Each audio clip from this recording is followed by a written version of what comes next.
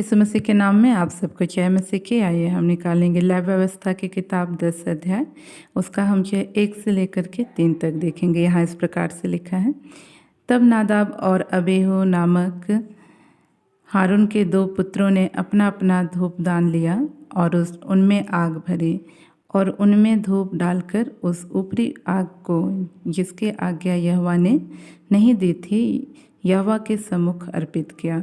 तब यहोवा के सम्मुख से आग निकली और उन दोनों को भस्म कर दिया और वे यहोवा के सामने मर गए। तब मूसा ने हारून से कहा, यह वही बात है जिसे यहोवा ने कहा था कि जो मेरे समीप आए, अवश्य है कि वह मुझे पवित्र जाने और सारी जनता के सामने मेरी महिमा करे। और हारून चुप रहा। यहाँ देखते हैं प्रियो कि हारून और उसके पुत्र जो है परमेश्वर की सेवा के लिए ठहराए गए थे।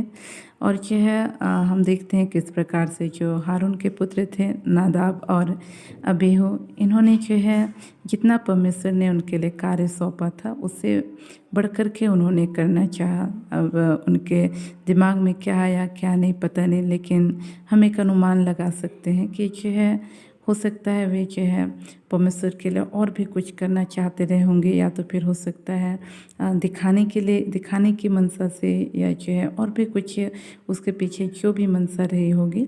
लेकिन हम देखते हैं कि परमेश्वर उससे प्रसन्न नहीं हुआ। लेकिन हम देखते हैं उन पर उसका क्रोध भड़का और उसके सम्मुख से, अर्थात परमेश्वर के सम्मुख से आग निकल करके जो है नादाब और अबीहू को जो है भस्म कर दिया। तो कहने का मतलब प्रियो कि आज परमेश्वर ने यदि हमको अपनी सेवा के लिए चुना है तो हम जो है मनमानी नहीं कर सकते हैं। परमेश्वर ने जिस क्षेत्र में हमको रखा है, जिस काम को सौंपा है, उसी पर हमको जो है अपना फोकस बनाए रखने की ज़रूरत है। हम देखते हैं यदि हम लोग इफिसियों की किताब पढ़ेंगे, इफिसियों 2:10, तो वहाँ पे हम इस प्रकार से देखते हैं, क्योंकि हम उसके बनाए हुए हैं और मसीह यीशु में उन भले कामों के लिए सृजे गए जिन्हें परमेश्वर ने पहले से हमारे करने के लिए तैयार किया। तो यहाँ देखते हैं प्रियो कि हमारा जो है संसार में आने से पहले ही परमेश्वर ने जो है हम इस संसार में आकर के किन कामों को करेंगे उन सब की योजना जो है बना चुका है।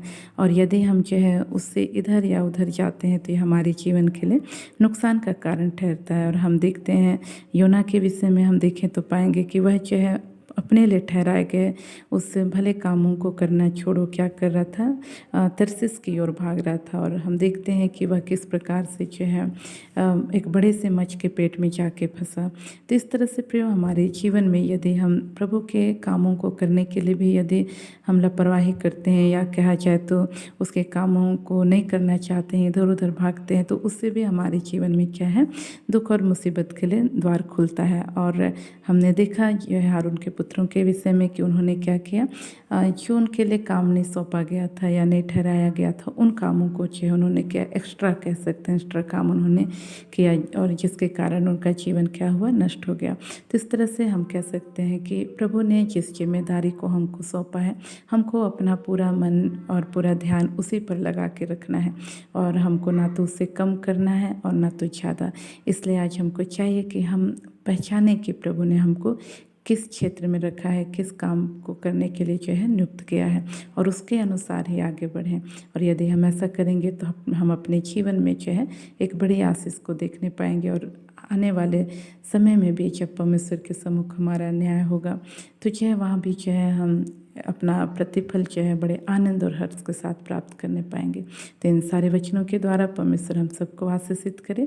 आइए हम अपनी आंखों को बंद करेंगे, छोटा सा प्रार्थना करेंगे। प्रेस लॉर्ड प्रभु जी, आपने अपने वचनों के द्वारा बोला, बातचीत किया, उसके लिए धन्यवाद करते हैं प्रभु। हमें से हर एक की सहायता कर प्रभु की, जो तूने हमारे लिए काम प्रभु जी ठहरा चुका है प्रभु जी, उससे ना तो दाएँ मुड़े ना तो बाएँ प्रभु जी, लेकिन उसी पर अपना प्रभु जी ध्यान बना करके प्रभु हम प्रभु आगे बढ़ने पाए प्रभु जी। विशेषकर मैं इस भाई के लिए प्रार्थना करती हूँ प्रभु जी, जो अपने कामों में प्रभु आगे बढ़ना नहीं चाहता है, जो काम तूने इनको सौंपा है प्रभु उसको करना नहीं चाहता है। ये जानता है कि तूने उसके लिए किस काम को रखा है प्रभु, लेकिन उसमें प्रभु जी आगे बढ़ना नहीं चाह रहा है प्रभु। इस भाई की सहायता कर प्रभु, इससे पहले कि इसके जीवन में प्रभु जी योना के समान दुख और मुसीबत में से होके गुजरना पड़े प्रभु जी, यह भाई अपने आप को उस कार्य के लिए समर्पित कर सके, ऐसा तो अनुग्रह कर। विशेषकर प्रभु इस बहन के लिए प्रार्थना करते हैं जो एक लंबे समय से प्रभु जी, हाँ प्रभु जी, अपने प्रभु जी गर्भ में प्रभु जी कुछ समस्या को झेल रहे हैं प्रभु जी। हाँ पिता परमेश्वर, अपने जो बच्चेदानी है प्रभु, विशेषकर प्रभु जो बच्चेदानी में प्रभु जी कुछ इन्फेक्शन पाए जाते हैं, जिसके कारण पिता परमेश्वर इनके जीवन में प्रभु अब तक संतान की आशीष नहीं है प्रभु। इस वक्त प्रभु जी मैं इस बहन के लिए प्रार्थना करती हूँ प्रभु। तमाम अंधकार की ताकतें प्रभु, इनके प्रभु बच्चेदानी में समस्या को उत्पन्न करने वाली तमाम अशुद्ध आत्माओं को मैं यीशु के नाम से आके हुक्म देती हूँ, इस बहन के बच्चेदानी को छोड़ के यीशु के नाम से छाती रहने पाए इसी वक्त प्रभु जी, यीशु के नाम से छाती रहने पाए। और तेरी चंगाई की सामर्थ प्रभु जी इस बहन के बच्चेदानी में इसी वक्त प्रभु यीशु के नाम से प्रभु जी उतरने पाए प्रभु जी, और होने दे प्रभु जी इसको एक सुंदर बच्चे की आशीष प्रभु जी इसी वक्त प्रभु जी इनके जीवन में प्रभु जी प्राप्त करने के लिए प्रभु इनके बच्चेदानी को तू स्पर्श कर प्रभु जी, और पूरी रीति से चंगा कर प्रभु जी। और प्रभु तूने हमारी प्रार्थनाओं को सुना, उसको धन्यवाद। सारी आदत सारी माँ तुझको देते हैं, धन्यवाद के साथ बहन प्रार्थनाओं को यीशु के नाम मांगते हैं, आमीन। आप सबका जय मसीह की।